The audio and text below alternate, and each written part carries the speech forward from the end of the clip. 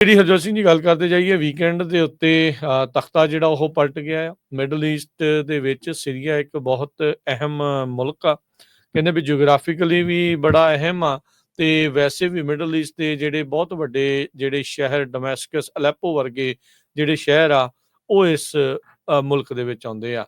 ਅਸਾਦ ਪਰਿਵਾਰ ਪਿਛਲੇ 50 ਸਾਲਾਂ ਤੋਂ ਸੀਰੀਆ ਦੇ ਉੱਤੇ ਕਾਬਜ਼ ਸੀ, ਜਿਨ੍ਹਾਂ ਦੇ ਵਿੱਚੋਂ ਇਸ ਮੌਕੇ ਬਸ਼ਰ ਅਲ ਅਸਾਦ ਸੀਗਾ। ਤੇ ਉਹ ਕਹਿੰਦੇ ਵੀ ਇਵੈਂਚੁਅਲੀ ਵੀਕਐਂਡ ਦੇ ਉੱਤੇ ਜਿਹੜੇ ਰੈਬਲਸ ਆ, ਜਿਨ੍ਹਾਂ ਨੇ ਪਹਿਲਾਂ ਅਲੈਪੋ ਦੇ ਉੱਤੇ ਕਬਜ਼ਾ ਕੀਤਾ ਸੀ, ਫਿਰ ਡਮੈਸਕਸ ਦੇ ਉੱਤੇ ਵੀ ਕਬਜ਼ਾ ਜਿਹੜਾ ਉਹ ਕਰ ਲਿਆ ਆ। ਤੇ ਉਹ ਕਹਿ ਰਹੇ ਆ ਵੀ ਅਸੀਂ ਸੀਰੀਆ ਨੂੰ ਹੁਣ ਆਜ਼ਾਦ ਕਰਵਾ ਲਿਆ ਆ। ਤੇ ਬਸ਼ਰ ਅਲ ਅਸਾਦ ਉੱਥੋਂ ਦੌੜ ਕੇ ਰਸ਼ੀਆ ਦੇ ਵਿੱਚ ਪਰਿਵਾਰ ਸਮੇਤ ਜਾ ਪਹੁੰਚਿਆ ਆ, ਜਿੱਥੇ ਰਸ਼ੀਆ ਵਾਲਿਆਂ ਨੇ ਕਨਫਰਮ ਕੀਤਾ ਵੀ ਉਹ ਪਹੁੰਚ ਗਿਆ ਆ ਤੇ ਉਸ ਨੂੰ ਅਸਾਈਲਮ ਜਿਹੜਾ ਉਹ ਦੇ ਦਿੱਤਾ ਗਿਆ ਹੈਗਾ ਆ। ਸੋ ਬਿਲਕੁਲ ਰਸ਼ੀਆ ਵਾਲਿਆਂ ਦੀ ਕਨਫਰਮੇਸ਼ਨ ਆਈ ਹੈਗੀ ਆ ਵੀ ਜੋ ਬਸ਼ਾਰ ਅਲ ਅਸਾਦ ਆ ਉਸ ਨੂੰ ਉੱਥੇ ਰਸ਼ੀਆ ਦੇ ਵਿੱਚ ਪੋਲੀਟੀਕਲ ਅਸਾਈਲਮ ਦੇ ਦਿੱਤਾ ਗਿਆ ਆ। ਤੇ ਆਫ ਕੋਰਸ ਕਹਿੰਦੇ ਵੀ ਹੈਡ ਆਫ ਦੀ ਸਟੇਟ ਜੋ ਰਸ਼ੀਆ ਦਾ ਪ੍ਰੈਜ਼ੀਡੈਂਟ ਪੁਟਿਨ ਆ ਉਹਦੀ ਪਰਮਿਸ਼ਨ ਦੇ ਨਾਲ ਹੀ ਜਿਹੜਾ ਆ ਉਸ ਨੂੰ ਪੋਲੀਟੀਕਲ ਅਸਾਈਲਮ ਦਿੱਤਾ ਗਿਆ ਆ। ਰਸ਼ੀਆ ਦਾ ਉੱਥੇ ਇੱਕ ਬੇਸ ਵੀ ਸੀ ਸੀਰੀਆ ਦੇ ਵਿੱਚ। ਸੀਰੀਆ ਦੇ ਵਿੱਚ ਈਰਾਨ ਵਾਲੇ ਹਥਿਆਰ ਜਿਹੜੇ ਸਪਲਾਈ ਕਰਦੇ ਸੀ ਬਹੁਤ ਸਾਰੇ ਹਮਾਸ ਨੂੰ, ਜਾਂ ਜਿਹੜੇ ਹੋਰ ਇੱਧਰ ਲੈਬਨਾਨ ਦੇ ਵਿੱਚ ਫਾਈਟਰਸ ਹੈਗੇ ਉਹਨਾਂ ਨੂੰ। ਸੋ ਇੱਕ ਤਰ੍ਹਾਂ ਦੇ ਨਾਲ ਤੁਸੀਂ ਦੇਖੋ ਵੀ ਬਹੁਤ ਲੰਮੇ ਸਮੇਂ ਤੋਂ ਇੱਥੇ ਲੜਾਈ ਚੱਲ ਰਹੀ ਸੀ। 5 ਲੱਖ ਤੋਂ ਵੱਧ ਲੋਕ ਮਾਰੇ ਜਾ ਚੁੱਕੇ, ਕਿੰਨੇ ਡਿਸਪਲੇਸ ਹੋ ਚੁੱਕੇ ਹੈਗੇ ਆ।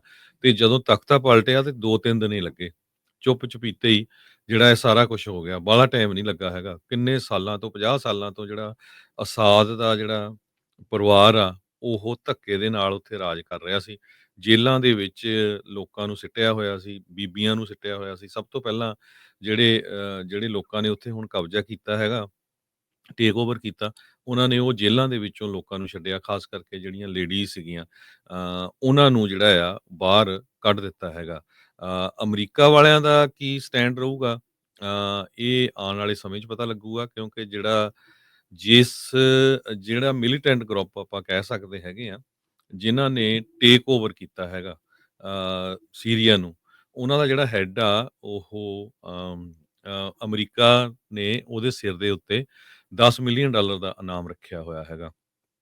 ਤੇ ਪਰ ਜਿਸ ਹਿਸਾਬ ਦੇ ਨਾਲ ਉਹਨਾਂ ਨੇ ਪਹਿਲੀ ਪ੍ਰੈਸ ਕਾਨਫਰੰਸ ਕੀਤੀ ਹੈਗੀ ਆ, ਅਬੂ ਮੁਹੰਮਦ ਐਲ ਜ਼ੁਲਾਨੀ ਇਹ ਉਹਨਾਂ ਦਾ ਹੈਡ ਹੈਗਾ।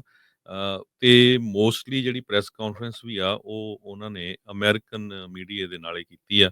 CNN, AP ਹੋਰ ਇੱਦਾਂ ਦੀਆਂ ਜਿਹੜੀਆਂ ਆਰਗੇਨਾਈਜੇਸ਼ਨਸ ਹੈਗੀਆਂ ਉਹਦੇ ਵਿੱਚ ਉਹਨਾਂ ਨੇ ਕਿਹਾ ਵੀ ਮੈਂ ਸਾਰਿਆਂ ਦੇ ਨਾਲ ਰਲ ਕੇ ਚੱਲੂੰਗਾ। ਤੇ ਪ੍ਰੈਜ਼ੀਡੈਂਟ ਬਾਈਡਨ ਹੋਣਾ ਨੇ ਜਿਹੜੀ ਸਟੇਟਮੈਂਟ ਜਾਰੀ ਕੀਤੀ ਆ ਵੀ ਐਕਸ਼ਨ ਜਿਹੜੇ ਆ ਉਹਦੇ ਹੁਣ ਫਿਊਚਰ ਦੇ ਵਿੱਚ ਦੇਖੇ ਜਾਊਗੇ ਵੀ ਕਿਸ ਤਰ੍ਹਾਂ ਉਹ ਜਿਹੜਾ ਸੀਰੀਆ ਮੁਲਕ ਆ ਉਸ ਨੂੰ ਚਲਾਉਂਦੇ ਹੈਗੇ ਆ। ਸੋ ਕਾਫੀ ਕੁਝ ਸਟੇਕ ਤੇ ਹੈਗਾ ਅਮਰੀਕਾ ਦੇ ਲਈ, ਇਜ਼ਰਾਈਲ ਦੇ ਲਈ, ਈਰਾਨ ਦੇ ਲਈ। ਸੋ ਹੁਣ ਦੋ ਜਿਹੜੇ ਰਸ਼ੀਅਨ ਫਰੈਂਡਲੀ ਮੁਲਕ ਸੀਗੇ, ਈਰਾਨ ਤੇ ਸੀਰੀਆ। ਸੀਰੀਆ ਤਾਂ ਦਬ ਹੋ ਗਿਆ ਤੇ ਹੁਣ ਜਿਹੜਾ ਈਰਾਨ ਰਹਿ ਗਿਆ, ਈਰਾਨ ਦੇ ਉੱਤੇ ਬਹੁਤ ਵੱਡਾ ਜਿਹੜਾ ਪ੍ਰੈਸ਼ਰ ਹੋਊਗਾ। ਸੋ ਵਾਸ਼ਿੰਗਟਨ ਤੇ ਹੋਰ ਜਿਹੜੇ ਲੋਕਲ ਪਾਰਟਨਰਸ ਹੈਗੇ ਆ, ਜਿਹੜੀਆਂ ਨਵੀਆਂ ਫੋਰਸ ਜਿਹੜੀ ਨਵੀਂ ਗਵਰਨਮੈਂਟ ਬਣੂਗੀ ਸੀਰੀਆ ਦੀ, ਉਹਨਾਂ ਤੋਂ ਬਿਨਾਂ ਉਹ ਨਹੀਂ ਚੱਲਣਾ ਹੈਗਾ ਮੁਲਕ। ਸੋ ਦੇਖਦੇ ਹਾਂ ਆਉਣ ਵਾਲੇ ਸਮੇਂ ਦੇ ਵਿੱਚ ਕੀ ਕੁਝ ਵਾਪਰਦਾ ਆ। ਤੇ ਪਰ ਹੋਇਆ ਇਹ ਬਹੁਤ ਹੈਰਾਨੀਜਨਕ ਤੇ ਬਹੁਤ ਹੀ ਜਲਦ ਜਿਹੜਾ ਆ ਟੇਕ ਓਵਰ ਕੀਤਾ ਗਿਆ ਹੈਗਾ। ਕਹਿੰਦੇ ਵੀ 3 ਦਿਨਾਂ ਦੇ ਵਿੱਚ ਇਹ ਸਾਰਾ ਕੁਛ ਵਾਪਰ ਗਿਆ। ਸੀਰੀਆ ਦੇ ਵਿੱਚ ਨਵੀਂ ਜਿਹੜੀ ਐਡਮਿਨਿਸਟ੍ਰੇਸ਼ਨ ਜਿਸ ਨੂੰ ਅਮਰੀਕਾ ਦੇ ਦੁਆਰਾ ਅੱਤਵਾਦੀ ਜਥੇਬੰਦੀ ਐਲਾਨਿਆ ਹੋਇਆ, HTS ਉਹਨਾਂ ਦਾ ਜਿਹੜਾ ਉਹ ਨਾਮ ਆ। ਉਹਨਾਂ ਨੇ ਉੱਥੇ ਸਟੇਟ ਮੀਡੀਆ ਦੇ ਉੱਤੇ ਜਾ ਕੇ ਕਿਹਾ ਸੀਗਾ ਵੀ ਸੀਰੀਆ ਨੂੰ ਅਸੀਂ ਜਿਹੜਾ ਹੁਣ ਆਜ਼ਾਦ ਕਰਾ ਦਿੱਤਾ ਆ ਤੇ ਬਸ਼ਰ ਅਲ ਅਸਾਦ ਚਲਾ ਗਿਆ ਆ। ਜਿਹੜੇ ਰਸ਼ੀਅਨ ਨਿਊਜ਼ ਵਾਲੇ ਆ ਜਾਂ ਰਸ਼ੀਆ ਤੋਂ ਬਸ਼ਰ ਅਲ ਅਸਾਦ ਇਹ ਨਿਊਜ਼ ਜਿਹੜੀ ਆ ਉਹ ਘਲਾ ਰਿਹਾ ਆ ਵੀ ਇਸ ਦੇ ਵਿੱਚ ਅਸੀਂ ਜਿਹੜਾ ਪੀਸਫੁਲ ਟਰਾਂਸਫਰ ਜਿਹੜੀ ਉਹ ਕਰ ਦਿੱਤੀ ਆ ਤੇ ਉਹ ਉੱਥੋਂ ਬਾਅਦ ਦੇ ਵਿੱਚ ਚਲਾ ਗਿਆ ਜਿਹੜਾ ਉਹ ਸੀਗਾ। ਸੋ ਪਰ ਇਹ ਹੁਣ ਦੇਖਣਾ ਹੋਊਗਾ ਵੀ ਕੀ ਬਣਦਾ ਆ। ਇੱਥੋਂ ਇਹ ਵੀ ਪਤਾ ਲੱਗਦਾ ਆ ਵੀ ਰੂਸ ਦੇ ਕਾਫੀ ਖਸਤਾ ਹਾਲਾਤ ਬਣ ਚੁੱਕੇ ਨੇ। ਰੂਸ ਦੇ ਸਭ ਤੋਂ ਨਜ਼ਦੀਕ ਸੀਗਾ ਜਿਹੜਾ ਬਸ਼ਰ ਅਲ ਅਸਾਦ, ਕਿਉਂਕਿ ਹੁਣ ਅਸਾਈਲਮ ਵੀ ਉਹਨੇ ਉੱਥੇ ਜਾ ਕੇ ਹੀ ਲਿਆ ਆ। ਅੱਗੇ ਜਿਹੜੇ ਰੂਸੀ ਫੌਜੀ ਜਾਂ ਰੂਸ ਦੀ ਫੌਜ ਸਪੋਰਟ ਕਰਦੀ ਸੀਗੀ ਸੀਰੀਆ ਦੇ ਵਿੱਚ ਅਸਾਦ ਨੂੰ ਉੱਥੇ ਰੂਲ ਕਰਨ ਦੇ ਲਈ, ਚਾਹੇ ਕੋਈ ਰੈਬਲਸ ਜਿਹੜੇ ਇਹ ਸੀਗੇ ਜਿਹੜੇ ਉੱਤਾ ਤਖਤਾ ਪਲਟਣਾ ਚਾਹੁੰਦੇ ਸੀ, ਉਹਨਾਂ ਨੂੰ ਉਹਨਾਂ ਨੇ ਦੱਬ ਕੇ ਰੱਖਿਆ ਸੀਗਾ। ਪਰ ਰੂਸ ਆਪ ਅੰਦਰੂਨੀ ਤੌਰ ਦੇ ਉੱਤੇ ਯੂਕਰੇਨ ਦੀ ਲੜਾਈ ਦੇ ਵਿੱਚ ਇੰਨਾ ਕੁ ਜ਼ਿਆਦਾ ਕਮਜ਼ੋਰ ਹੋ ਚੁੱਕਾ ਹੈ, ਖੋਖਲਾ ਹੋ ਚੁੱਕਾ ਆ, ਵੀ ਉਹ ਬਾਹਰ ਜਾ ਕੇ ਸੀਰੀਆ ਦੀ ਮਦਦ ਨਹੀਂ ਕਰ ਸਕਿਆ। ਤੇ ਸੀਰੀਆ ਦੀ ਮਦਦ ਨਾ ਕਰਨ ਕਰਕੇ ਜਿਹੜਾ ਸੀਰੀਅਨ ਅਸਾਦ ਪਰਿਵਾਰ ਆ, ਬਸ਼ਰ ਅਲ ਅਸਾਦ ਆ, ਉਸ ਨੂੰ ਉੱਥੋਂ ਫਰਾਰ ਹੋਣਾ ਪਿਆ ਪਰਿਵਾਰ ਸਮੇਤ। ਕਹਿੰਦੇ ਵੀ ਜਹਾਜ਼ ਫੜ ਕੇ ਉੱਥੋਂ ਮਾਸਕੋ ਨੂੰ ਰਵਾਨਾ ਵੀਕਐਂਡ ਦੇ ਉੱਤੇ ਜਿਹੜਾ ਉਹ ਹੋ ਗਿਆ ਸੀਗਾ। ਸੀਰੀਅਨ ਜਿਹੜੇ ਸਾਬਕਾ ਪ੍ਰਾਈਮ ਮਿਨਿਸਟਰ ਆ, ਉਹ ਕਹਿੰਦੇ ਵੀ ਉਹ ਮੰਨ ਗਏ ਨੇ ਵੀ ਜਿਹੜੀ ਪਾਵਰ ਆ ਉਹ ਆਪੋਜੀਸ਼ਨ ਨੂੰ ਦੇ ਦਿੱਤੀ ਜਾਊਗੀ। ਉੱਥੇ ਦਾ ਅਲ ਅਰੇਬੀਆ ਟੀਵੀ ਆ, ਉੱਤੇ ਜਾ ਕੇ ਜਿਹੜੇ ਸਾਬਕਾ ਸੀਰੀਅਨ ਪ੍ਰਾਈਮ ਮਿਨਿਸਟਰ ਗਜ਼ੀ ਅਲ ਜਲਾਲੀ ਆ, ਉਹਨਾਂ ਨੇ ਜਿਹੜਾ ਇਹ ਦੱਸਿਆ ਆ ਵੀ ਇਦਲਿਬ ਬੇਸਡ ਜਿਹੜੀ ਸੀਰੀਅਨ ਸਾਲਵੇਸ਼ਨ ਗਵਰਨਮੈਂਟ ਆ, ਉਹਨਾਂ ਨੂੰ ਜਿਹੜੀ ਪਾਵਰ ਆ ਉਹ ਦਿੱਤੀ ਜਾ ਸਕਦੀ ਆ। ਉਧਰ ਕਤਰ ਨੇ ਨਿੰਦਾ ਕੀਤੀ ਆ ਇਜ਼ਰਾਈਲ ਦੀ, ਜਿਨ੍ਹਾਂ ਨੇ ਸੀਰੀਆ ਦਾ ਕੁਝ ਹਿੱਸਾ ਆਪਣੇ ਅੰਡਰ ਜਿਹੜਾ ਉਹ ਲੈ ਲਿਆ ਹੈਗਾ, ਜਿਸ ਨੂੰ ਕਹਿੰਦੇ ਵੀ ਬਫਰ ਜ਼ੋਨ ਆਖਿਆ ਜਿਹੜਾ ਹੋ ਜਾ ਰਿਹਾ ਸੀਗਾ। ਕਹਿੰਦੇ ਵੀ ਇਸ ਰਿਬੈਲੀਅਨ ਦੀ ਆੜ ਦੇ ਵਿੱਚ ਇਜ਼ਰਾਈਲ ਦੇ ਦੁਆਰਾ ਸੀਰੀਆ ਦਾ ਜਿਹੜਾ ਹਿੱਸਾ ਆ ਉਹ ਆਪਣੇ ਅਧੀਨ ਇਹਨਾਂ ਨੇ ਕਰ ਲਿਆ ਆ, ਤੇ ਕਤਰ ਵਾਲਿਆਂ ਨੇ ਇਸ ਦੀ ਜਿਹੜੀ ਕਹਿੰਦੇ ਵੀ ਨਿੰਦਾ ਜਿਹੜੀ ਉਹ ਕੀਤੀ ਆ। ਸੋ ਸੀਰੀਆ ਦੇ ਗੋਲਨ ਹਾਈਟਸ ਦੇ ਵਿੱਚ ਕਹਿੰਦੇ ਵੀ ਇਹ ਜਿਹੜੇ ਇਜ਼ਰਾਈਲ ਦੇ ਦੁਆਰਾ ਇਹ ਕੁਛ ਹਿੱਸਾ ਆ ਆਪਣੇ ਅੰਡਰ ਕਰ ਲਿਆ ਹੈਗਾ ਆ। ਸੋ ਸੀਰੀਆ ਜਿੱਦਾਂ ਤੁਸੀਂ ਵੀ ਦੱਸਿਆ ਵੀ ਇੱਕ ਪਾਸੇ ਈਰਾਨ ਦੇ ਨਾਲ ਲੱਗਦਾ ਆ, ਦੂਜੇ ਪਾਸੇ ਉਹ ਜਾਰਡਨ ਦੇ ਨਾਲ ਵੀ ਆ, ਲੈਬਨਾਨ ਦੇ ਨਾਲ ਵੀ ਜਿਹੜਾ ਉਹ ਲੱਗਦਾ ਆ, ਇਜ਼ਰਾਈਲ ਦੇ ਵੀ ਨਜ਼ਦੀਕ ਜਿਹੜਾ ਉਹ ਲੱਗ ਜਾਂਦਾ ਆ। ਸੋ ਉੱਥੋਂ ਹੀ ਜਿਹੜੇ ਹਥਿਆਰ ਆ ਇਜ਼ਰਾਈਲ ਦੇ ਉਲਟ ਲੜਨ ਵਾਲੀਆਂ ਜਥੇਬੰਦੀਆਂ ਨੂੰ ਈਰਾਨ ਦੇ ਦੁਆਰਾ ਜਿਹੜਾ ਉੱਥੇ ਪਹੁੰਚਾਏ ਜਾਂਦੇ ਸੀਗੇ, ਪਹੁੰਚਦੇ ਸੀਗੇ। ਤੇ ਇੱਥੇ ਹੁਣ ਇਹ ਕਬਜ਼ਾ ਹੋਣ ਦੇ ਨਾਲ ਕਿੱਦਾਂ ਹੋਊਗਾ।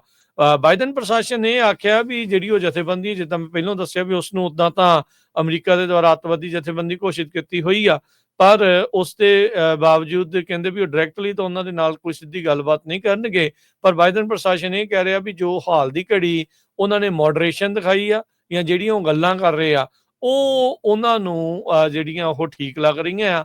ਬਾਕੀ ਭਵਿੱਖ ਦੇ ਵਿੱਚ ਕੀ ਹੋਊਗਾ ਇਹ ਜਿਹੜੀ ਦੇਖਣ ਵਾਲੀ ਗੱਲ ਹੋਊਗੀ। ਉਧਰ ਸੀਰੀਆ ਤੋਂ ਲੋਕ ਲੈਬਨਾਨ ਦੇ ਵਿੱਚ ਵੜਨ ਦੀਆਂ ਜਿਹੜੀਆਂ ਕਹਿੰਦੇ ਵੀ ਕੋਸ਼ਿਸ਼ਾਂ ਦੇ ਵਿੱਚ ਲੱਗੇ ਹੋਏ ਆ, ਵੀ ਅੱਗੇ ਪਤਾ ਨਹੀਂ ਆਉਣ ਵਾਲੇ ਸਮੇਂ ਦੇ ਵਿੱਚ ਉੱਥੇ ਕੀ ਬਣਨ ਜਾ ਰਿਹਾ ਹੈਗਾ ਆ।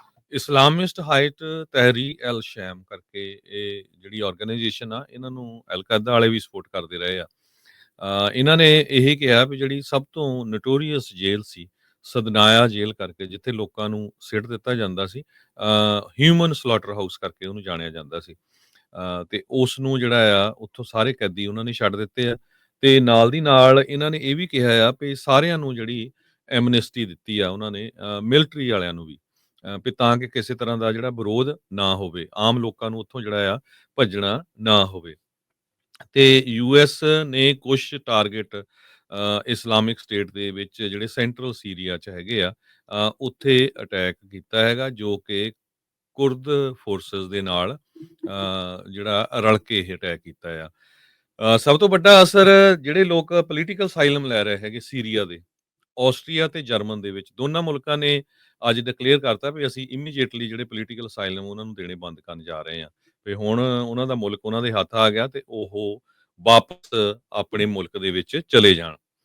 ਆਸਟਰੀਆ ਦੀ ਕੇਅਰ ਟੇਕਰ ਗਵਰਨਮੈਂਟ ਨੇ ਇਹ ਕਿਹਾ ਆ ਵੀ ਅਸੀਂ ਅਸਾਈਲਮ ਐਪਲੀਕੇਸ਼ਨ ਜਿਹੜੇ ਸੀਰੀਆ ਦੇ ਲੋਕ ਉੱਥੇ ਆ ਕੇ ਜਾਂ ਸੀਰੀਆ ਦੇ ਰੈਬਲਸ ਜਿਹੜੇ ਆ ਪੋਲੀਟੀਕਲ ਅਸਾਈਲਮ ਅਪਲਾਈ ਕਰਦੇ ਸੀ, ਉਹਨਾਂ ਦੀਆਂ ਐਪਲੀਕੇਸ਼ਨਾਂ ਪ੍ਰੋਸੈਸ ਕਰਨੀਆਂ ਬੰਦ ਕਰ ਦਿੱਤੀਆਂ ਆ। 13 ਸਾਲਾਂ ਤੋਂ ਜਿਹੜੀ ਸਿਵਲ ਵਾਰ ਇਹ ਚੱਲ ਰਹੀ ਸੀ, ਜਿਹਦੇ ਵਿੱਚ ਮਿਲੀਅਨਸ ਆਫ ਸੀਰੀਅਨਸ ਕਹਿੰਦੇ ਵੀ ਉਸ ਮੁਲਕ ਤੋਂ ਭੱਜ ਕੇ ਬਾਹਰ ਚਲੇ ਗਏ ਸੀ।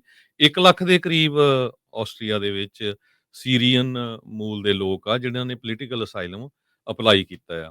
ਕੱਲਾ ਸੀਰੀਆ ਨਹੀਂ ਹੈ, ਯੂਰਪ ਦੇ ਵਿੱਚ ਵੀ ਹੋਰ ਜਰਮਨ ਤੋਂ ਵੀ ਖਬਰ ਆ ਰਹੀ ਆ ਵੀ ਜਰਮਨ ਵਾਲਿਆਂ ਨੇ ਵੀ ਜੋ ਅਸਾਈਲਮ ਐਪਲੀਕੇਸ਼ਨ ਸੀਰੀਅਨ ਲੋਕਾਂ ਦੀਆਂ ਹੈਗੀਆਂ ਆ, ਉਹ ਪ੍ਰੋਸੈਸ ਕਰਨੀਆਂ ਬੰਦ ਕਰ ਦਿੱਤੀਆਂ ਹੈਗੀਆਂ। ਤੇ ਨਾਲ ਦੀ ਨਾਲ ਉਹਨਾਂ ਨੇ ਇਹ ਕਿਹਾ ਆ ਵੀ ਜਿਹੜੇ ਲੋਕਾਂ ਨੇ ਸੀਰੀਅਨ ਲੋਕਾਂ ਨੇ ਜਰਮਨ ਦੇ ਵਿੱਚ ਪੋਲੀਟੀਕਲ ਅਸਾਈਲਮ ਅਪਲਾਈ ਕੀਤਾ ਆ ਜਾਂ ਲਿਆ ਆ, ਉਹਨਾਂ ਨੂੰ 1000 ਉਹ ਉੱਥੇ ਦੀ ਲੋਕਲ ਕਰੰਸੀ ਯੂਰੋਜ਼ ਜੋ ਆ, ਉਹ ਦੇ ਕੇ ਉਹ ਵਾਪਸ ਆਪਣੇ ਮੁਲਕ ਨੂੰ ਜਾ ਸਕਦੇ ਹੈਗੇ ਆ। 48 ਘੰਟਿਆਂ ਦੇ ਵਿੱਚ ਜਦੋਂ ਸੀਰੀਆ ਦਾ ਲੀਡਰ ਬਸ਼ਾਰ ਅਲ ਅਸਾਦ ਨੂੰ ਟੋਪਲ ਕਰ ਦਿੱਤਾ ਗਿਆ ਤੇ ਜਰਮਨੀ ਤੇ ਆਸਟਰੀਆ ਦੋਨਾਂ ਮੁਲਕਾਂ ਨੇ ਉੱਥੇ ਦੇ ਲੋਕਾਂ ਦੀਆਂ ਪੋਲੀਟੀਕਲ ਅਸਾਈਲਮ ਐਪਲੀਕੇਸ਼ਨਸ ਹੁਣ ਪ੍ਰੋਸੈਸ ਕਰਨੀਆਂ ਬੰਦ ਕਰ ਦਿੱਤੀਆਂ ਹੈਗੀਆਂ।